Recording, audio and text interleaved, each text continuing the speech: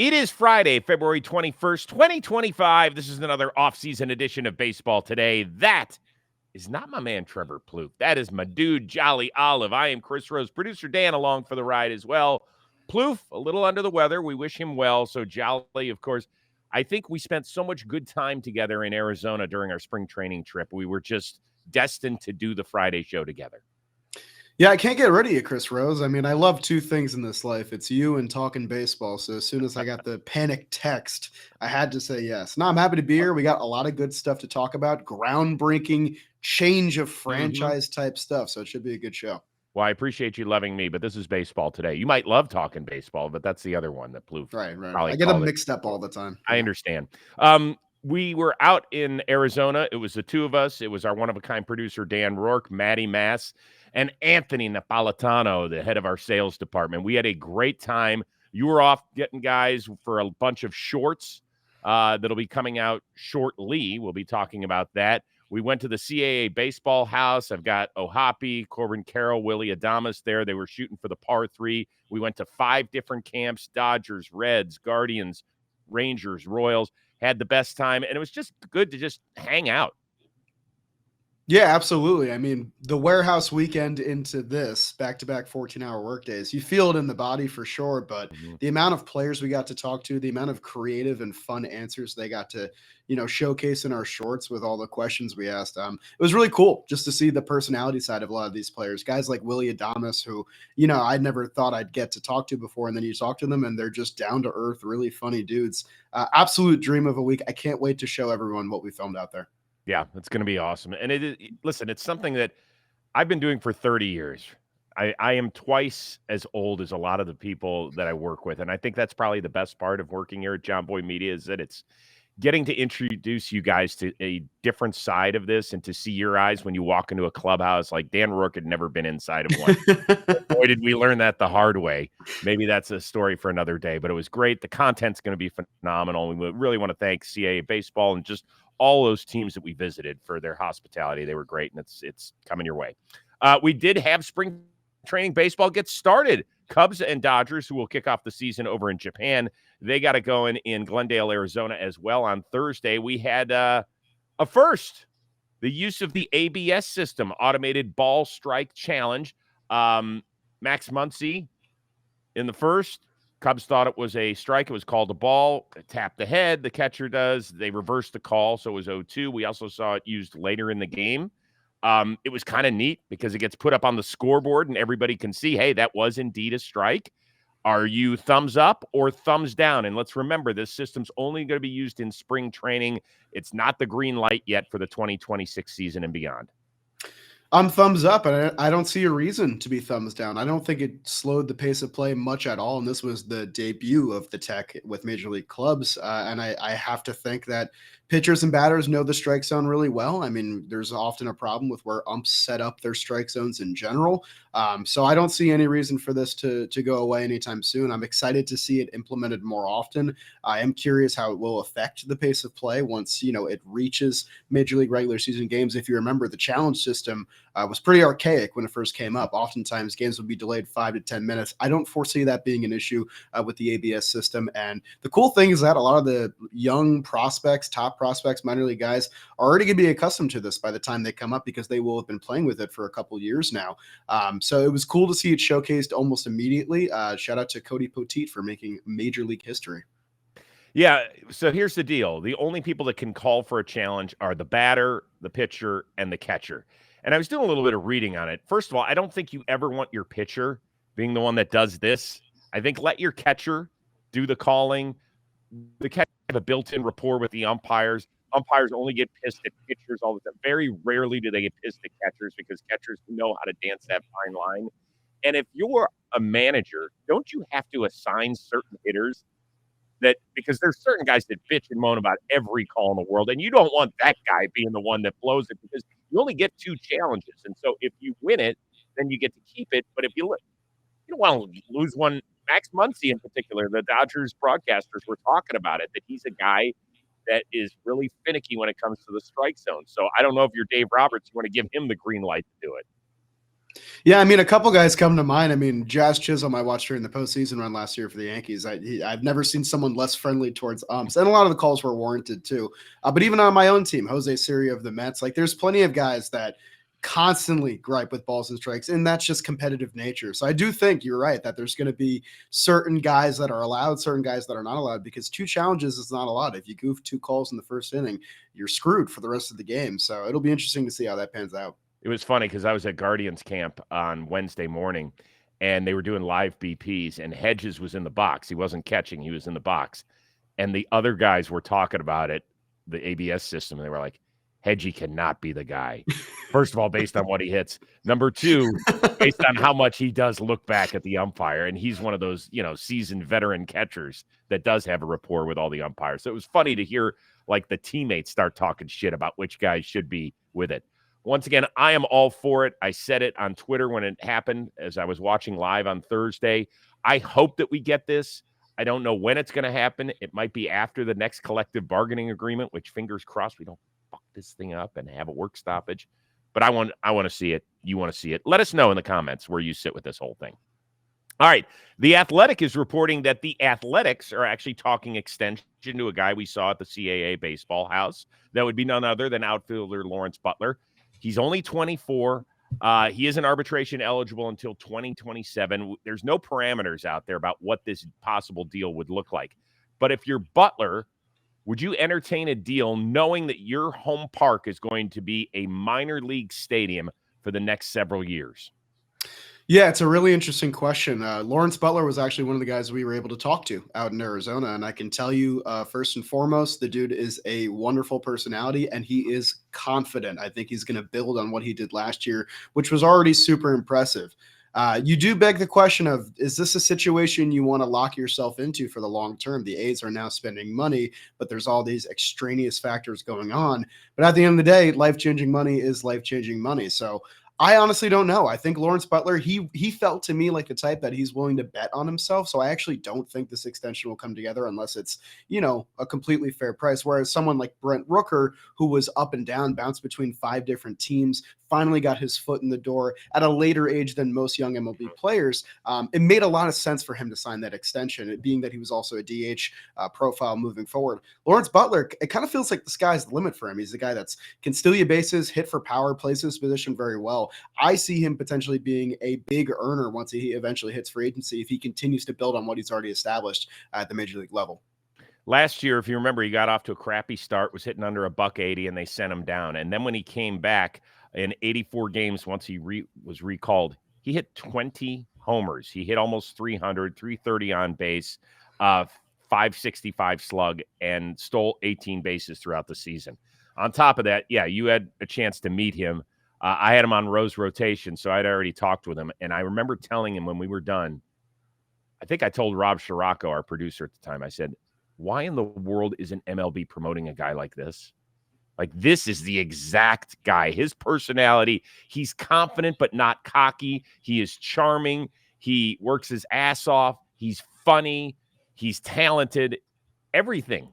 And I can understand why the A's would want to lock him up because I think they want to, whether it's 2028 or whatever year they eventually do get to Las Vegas, he would be the perfect centerpiece for a team that moves in there, don't you think? I definitely think so, but is that the future he wants? I don't know, because I mean, I'll get Braves fans a little excited. Every question we asked him went back to Atlanta, went back to Georgia, went back to Michael Harris II, all those guys. So maybe that's in the cards for him in the future. But it's definitely interesting, and the Athletics have to put their best foot forward because they do have a really special talent here. I kind of joked with him a little bit about stuff, and he wasn't having any of it in terms of location. He is all in on the A's. So he wants to do well for that organization. It sounded like ownership met with the players and said, hey, this thing is all systems go. So get on board. They have spent some money. I'm not going to pat John Fisher on the back. They had to spend some money so that they wouldn't get critiqued by the MLBPA. And I am not a John Fisher fan when it comes to all this stuff. But if you work for him, those are the things you want to hear from him. I personally don't see Lawrence Butler signing an extension anytime soon, but a guy with less than 600 at-bats, it could be enticing depending on where that extension ends up.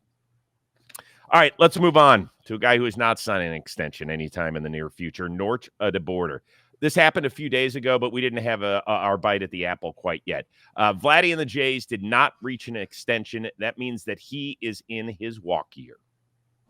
They had their numbers. I have my numbers. But, this is business, like I always say. Things happen, but we all good. How do you think you guys are positioned to fend off attempts from other clubs to sign him? I'll let you know in 9 months. But we are certainly positioned well. I mean, I think that's on the record. Like we have the financial wherewithal to pursue the contracts we want to pursue.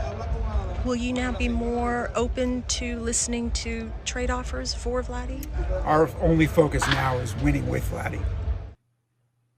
All right, so the two voices you heard were Vladdy's interpreter and then that of team president Mark Shapiro. And kudos to Hazel May there at the end, who covers the Blue Jays on a daily basis, talking about the trade possibility. I don't know what Mark is supposed to say, but at least to get him on the record is important. How do you think this thing plays out, Jolly?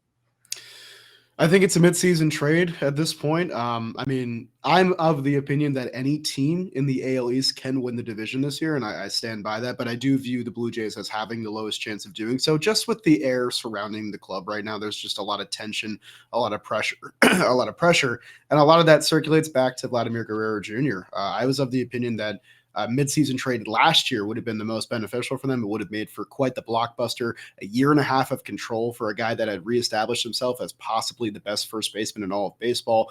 Would have been a great reset mark for the Blue Jays to kind of usher in this new era. And now they've kind of cornered themselves. They have to perform in the first half this year. And even if they do, there's no guarantee that Vlad is going to be here beyond this season, because he's entering next year's free agent class as one of the top two players in that class, alongside Kyle Tucker, who's also going to get a huge payout as well. So it's just a really unfortunate situation for Blue Jays fans. They grew this team in 2020 and had this core, and it yielded no playoff wins. And unless something changes this year, that's how it's going to go down for this regime of ownership. And it's just unfortunate, because I don't think anyone besides, AL East fans want to see this go down this way. Vladdy is a Blue Jay in my mind. It's going to be weird to see him in another uniform. And you just wish that they could have accomplished more in this window with this incredible talent. Or had just pivoted in a different way. But now they're in the worst case scenario, which is he's in his walk year. The whole interviews with him felt pretty impersonal with his relationship towards the Blue Jays. It doesn't seem like there's going to be a reunion on the horizon. In fact, I'd go as far to say I've never been more confident that Vladimir Guerrero Jr. will not be a Blue Jay beyond this season. Okay, so raise your hand if you picked the Blue Jays to win it all or at least be in the World Series the last 2 years. 2022, yeah, they were my pick. Oh, well, they were mine in 23 and 24, I believe. So good job, Rose. And I had Alek Manoah winning the Cy Young the year that he got sent down. So I am running hot in Toronto. Then earlier this offseason, I said, blow the whole thing up. And it starts with this guy. I was on the train that you were on last year. Once it started to fall apart midseason, I said, you have got to trade Vladimir Guerrero Jr. here right now. And the pushback I got from all the Blue Jays fans were, hey, listen, they just redid their stadium. Who's going to show up who the hell's going to show up when you go 74 and 88, whether you've got Vladimir Guerrero Jr. or you don't? Try and get better. This mix has not worked. You saw the look on his face. Here's another quote that he had during that little press conference.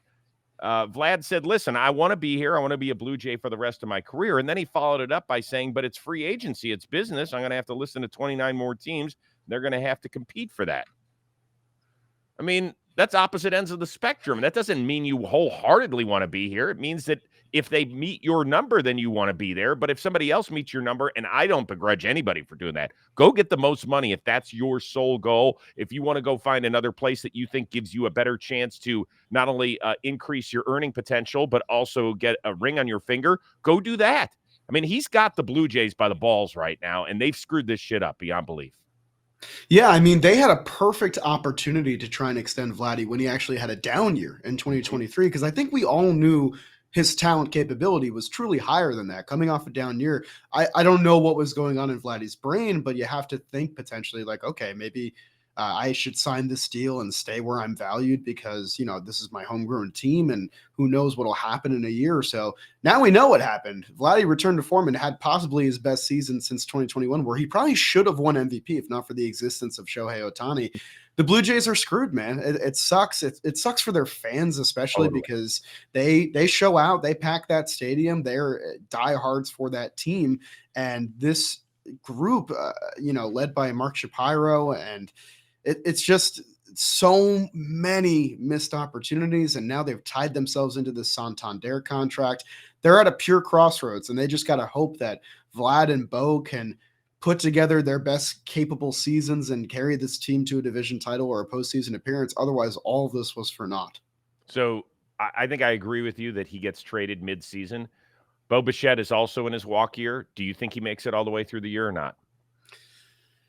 I don't see a reason to extend Bo and not extend Vladdy. I mean, it's either both or neither for me. So I think it's in their best interest to maybe trade both and just get as much as you possibly can moving forward post-trade deadline this year, because the AL East is going to be ferocious, man. The Red Sox are just opening their window now with all these young prospects coming up. The Yankees will always be there. I still believe in the Rays' talent, all these injury guys coming off the IL for this upcoming season. And the Orioles, they have all this young, cost-controlled talent.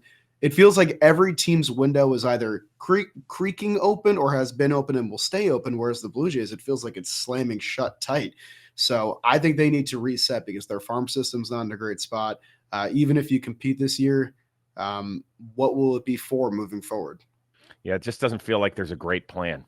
Right? They made the Andres Jimenez trade. That's a guy who's got a 9-figure contract. He's a 4-WAR player, even if he's got a below 700 OPS because he's that good defensively. But, man, if that's what you're going to be left with, that and Santander and maybe Dalton Varsho moving forward offensively, I don't know where that keeps you. And the last thing I would say is that this is going to remain a story as long as Vladdy keeps going on social media and liking pictures of him in a Yankees uniform and stuff like that, because it's just going to be this crazy cycle that people are going to keep asking about and asking his teammates and stuff like that. So if it goes sideways early and he's still in the building by mid-June, that's a problem in my opinion.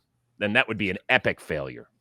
Yeah, I agree fully. It's going to be exactly what Juan Soto was last year. It's going to be a recurring storyline for the entire year. It's going to fall around his teammates. But top 3 in the MVP. I mean, the difference is that you knew that team was going to be great. It took them a little while to kind of really get cranked up. But once they did, you knew that the Yankees – here, we've got a ton of questions. We're like, well, are they 4th or 5th in the AL East? That was never the Soto team in the Bronx. We knew that. All right, so there is a guy who did get an extension in baseball, Aaron Boone. Remember, he had the last year of his deal in 2024. Then they picked up his option, and now they have tacked on 2 more years. So if he makes it all the way through, that is going to be a full decade as the manager of the Bronx Bombers and everything that comes along with it. I know what I signed up for when I got into this, so we talk about it all the time, but I wouldn't want it any other way. I mean, the fact that it matters as much as it does here and that there's such a high standard and there's so much expectations, like that so much beats the alternative in my view. Good or bad move by the team to extend him instead of just letting the contract play out and reevaluate at the end of the season? I think it's a good move. You mentioned the decade-long thing. Jimmy, in his instant reaction, said that this is usually how the Yankees conduct business with managers. They usually get a decade-long window. It happened with Torrey. It happened with Girardi. It's probably going to happen with Boone as well. It also kind of lines up with the timetable of what I view will probably be the end of Judge and Cole's peak, because those guys are going to be getting a little bit older. Judge is one case, but Cole, I do think that'll probably be the end of his best pitching years. And that might be the time where the Yankees turn over and kind of shed this current identity and maybe start a new one, championship or not, in that window. So it kind of makes sense just to keep Boone there for the lasting impact of that window. I don't really have thoughts beyond that. I know a lot of Yankees fans have a ton of opinions on Aaron Boone, but I do view him as one of the top managers in the game currently. I think he's perfect for that clubhouse. He's a player's first guy while also towing that line pretty well. Say what you will about Aaron Boone, but his record as Yankees manager is very impressive, even without any rings on his finger. And, when that contract does run out, that extension, it's going to be a whole circus because the Yankees manager job is probably the most prolific in the entire sport. It's going to be interesting to see what circus follows once Aaron Boone steps out the door. Jolly, you almost made me fall out of my seat in laughter when you said, they go by 10-year increments, and this is what the Yankees do in relaying Jimmy's message, because that is the modern day model for the New York Yankees. When I was growing up and just starting to fall in love with baseball, part of every season was seeing how long George Steinbrenner would hang on to his manager. I want to go over a decade stretch before I mention the Aaron Boone stuff, because I think for all of our younger ears out there that are listening to this, they will not believe what used to transpire with the Yankees in the dugout. From 1975 through 80, here is how they rotated the managerial role. Billy Martin got it from 75 to 78, 471 games. Dick Hauser in 78 managed 1 game. Bob Lemon in 78 and 79 managed 133 games. They went back to Billy Martin in 79 for 95 games. They went back to Dick Hauser in 1980 for a full season. They went to Gene Michael in 1981 for 82 games. Then Bob Lemon in 81 and 82 for 39 games. Gene Michael back in 82 for 86 games. Clyde King also in 82 for 62 games. Billy Martin, welcome back in 1983 for the full season. Yogi Berra in 84 and 85 for 178 games. And who was he replaced by in 1985? None other than Billy Martin for 145 games. That is incredible. People probably think I just made that up. That is exactly what it was like from the mid-70s to the mid-80s. And it was craziness. And it was part of George Steinbrenner searching for the right formula. Hell, they even won back-to-back World Series in 77 and 78 during that decade span. But then he just kept doing. So the fact that things are nice and calm, even with a guy who hasn't won a World Series yet, and some Yankee fans are bitching up a storm about Aaron Boone, well, he's only been to 1 World Series. He's made 3 ALCSs. When's he going to get a championship? I always say this. If he's not your manager, go ahead. Tell me one guy that's out there right now, not on another team, that's out there available right now that you would rather have. I'm with you. I don't see a better fit for the clubhouse currently. I mean, the best manager out there right now, in my opinion, is Skip Schumacher. I don't know exactly where he ended up after the Marlins, but, maybe that's someone on the horizon for the Yankees that they keep their eye on. By the way, Billy Martin's number, I believe, is in Monument Park, right? His number is retired. Yeah, that's hilarious. It's awesome. Yeah. And so Aaron Boone is not perfect. I get it. It's a little bit like being an NFL play caller. People hate you for the most part. If you're an offensive coordinator, they're like, oh, our play calling sucks. And then with Aaron Boone, well, of course you should be able to make the World Series every year. You're the Yankees. It's not that simple. There are people that were calling for Dave Roberts' head before winning the World Series last year. There's probably still some Dodger fans that can't stand it, but enough's enough. Like I always say, if not him, who? We really want to try Skip Schumacher? Could be good. Could be fine. Are we 100% sure that he's the right guy? I don't know. Only one way to find out. Now let's get to the real reason that I am wearing a Yankees hat today. It is because, Jolly, you and I can officially play for the Yankees with the way that we look. Their facial hair policy, it's not totally disbanded, but at least you can look like this. Here's my pal Hal. If I ever found out that a player we wanted to acquire to make us better, to get us a championship, did not want to be here, and if he had the ability, would not come here because of that policy, as important it is, again, to that generation, that would be very, very concerning. Welcome to 2025, New York Yankees. About time, right, Jolly? I never thought I'd see the day. Just to peek behind the curtain a little bit, we actually asked every player we talked to out there their opinion on the Yankee beard rule. We got a lot of different answers, a lot of yeses, a lot of nos. The fact that this happened the day we got back is incredible. I know I already said it. I never thought I would see the day where the Yankees shed this tradition. They are shedding it in a lighter sense of a well-kept beard. I forget the exact terminology there. So I'm curious to see what the parameters will be on that, what beards are allowed, what aren't. But like, good for them. Good for finally just stepping into the 21st century. I mean, yes, Hal's correct. this rule, minor or major, likely has played a role in many players either not coming or coming to the New York Yankees. And that's just something you don't want as a factor in free agent negotiations. It should be about pen to paper, money, value, all that stuff, not about whether or not you can grow out your facial hair. And I know this didn't have a direct correlation, but the fact that Gleyber Torres just did his photo shoot with the Detroit Tigers showcasing his beard, which looked great, to be honest, I have a feeling that it shook the fabric of the entire Yankees franchise. So I'm really curious to see who takes advantage of the rule on the roster. But above all else, just good for the Yankees for finally stepping through the door and, shedding that rule altogether. I think a lot of people are going to point to the Devin Williams social media upheaval as the end all be all. I can't imagine that, but could you imagine if it actually did cost them a free agent, that somebody said, well, yeah, I would have to shave my beard in order to go play for the Yankees. I'd be great with it. I'd always wanted to, but I love my beard more. That's so bizarre. It had to have happened at least once, right? There's no way it never didn't happen, because it's the only rule of its kind in any major sport, as far as I know. So yeah, I think it might have happened before. I cannot believe it. Well, I think the two of us could play. I know you could. Yours is nice and trimmed up. It looks good. Mine probably needs a little bit of a cut. Yeah, Rourke, did you just say yeah? Wow. Are you the guy that they designated as the beard measurer? Right, the guy who can't grow facial hair is here to determine whether or not that stage goes. I wonder if I would have to also color mine, because I don't mind coloring it. But, if I played on a hot, sweaty day in the Bronx mid-July and the goop is starting to stain my face. I mean, I like a natural gray, so I wouldn't go that far. There you go. Well, you'll be here in about 60 years. Don't worry, Jolly. Okay. Leave us a comment what you think. This is big news, apparently, in the baseball world.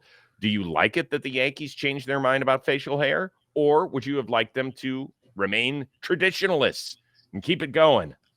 Yeesh. Finally, thanks to New York's other team, that would be Jolly Olive's Mets, we found out the going rate for somebody's number. You remember Brett Baty wore number 22 last season, and then Juan Soto signed his $800 million deal. So what happened at camp on Thursday? Baty walks outside and sees a brand new Chevy Tahoe, courtesy of none other than the $800 million man, Juan Soto. I've been driving the car I drove in high school around for my whole career. And I come into spring training every single year, and I'm like, I'm going to get a new car.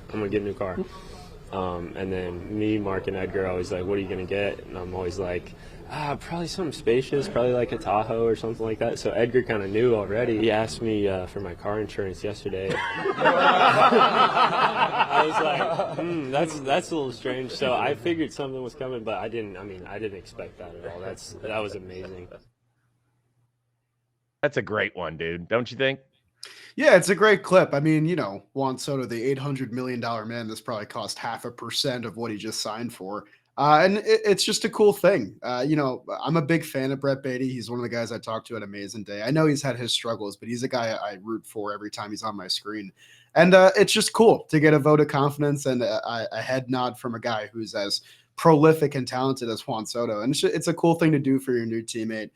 Guys will have their headlines about it, but I always really enjoy seeing clips like this, Mets or not, because this is the kind of thing that happens a lot with, guys coming in, taking the new number. So just a cool thing to observe. Yeah, let's remember a year ago when Shohei Ohtani made the move up the 5 freeway from Anaheim to Los Angeles, that he got Joe Kelly's wife a really nice sports car, right? And so people are kind of ripping on Soto all over social media on Thursday. I actually give him a hell of a lot of credit for finding out what type of car Brett Baty wanted. You heard he's been driving the same ride, and this is a first-round pick. He could have gone and gotten something new. He could have gotten a Chevy Tahoe if he really wanted it. He could afford it, but he's sounds like a simple man and just wanted to keep driving his old car, but his dream car was this, and I applaud Soto for finding out what it was. Yeah, I mean, Soto did his intel, did his research, which he certainly did not have to. And I just think the whole thing's really neat. I mean, there's a lot of talk about Soto as a teammate from a lot of different experiences. And I just think this is a great foot to step out on with him being on his new team. What was your first ever car? My first ever car was a 2007 Ford Fusion. I've only gotten into one car accident my entire life, and it was my second week owning that car. I did a K-turn in the middle of the road. Another high school student rammed right into me, so my driver's side door was dented in for my entirety of owning that car, to the point where you couldn't open the back door and had to really jam open the driver's side door. So it was funny to drive around with a giant dented car for most of my teenage years, but then I got a new one, Hyundai Elantra. So let me ask you this. Were your parents there to prove a point in not getting it fixed for you? Yeah, a little bit. It was on me to get it fixed, and I thought, you know what? I kind of like having no pressure when it comes to driving my car. There's something about me, like with nice cars, where when I'm driving them, I'm panicked because if anything happens, it's on me. There's something freeing about driving a car that has a very comical dent on it. So I liked it for a little bit. So I took over my brother's Subaru, a powder blue Subaru, when I started driving. I'm going to tell you when I started driving. Everybody can figure it out. But 1987 is when I got my license. They had cars back then? They did. We also had a horse and buggy to take me to school. Very, very nice. But it was covered in Cleveland because of the wind. And then my parents were nice enough. They bought me a new, I would get it. I was a private school kid. So go ahead. You can all rip on me. That's fine. Oh, wow. A red two-door Honda Prelude.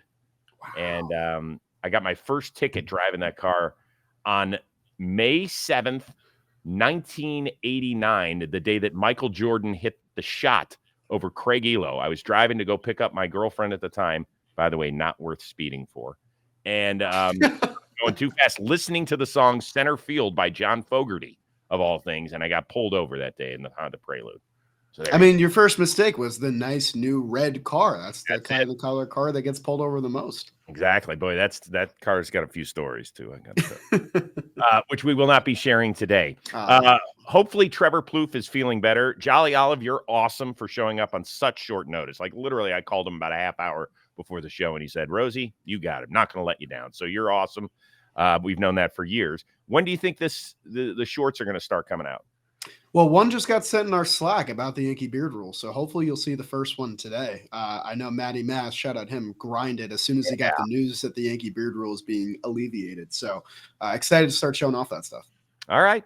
I suppose a special shout out to the man who can't grow a beard, our one and only one-of-a-kind producer, Dan Rourke, who was awesome to hang out with. Rourke is getting in my ears and saying that he can grow a beard. Maybe it's because of the color of your hair that it just doesn't show up. Yeah, that's it. That's what it is. Anyway, for our one-of-a-kind producer, Dan Rourke, and the uber-talented and always mindful Jolly Olive, I am Chris Rose. We will see you next week here on Baseball Today.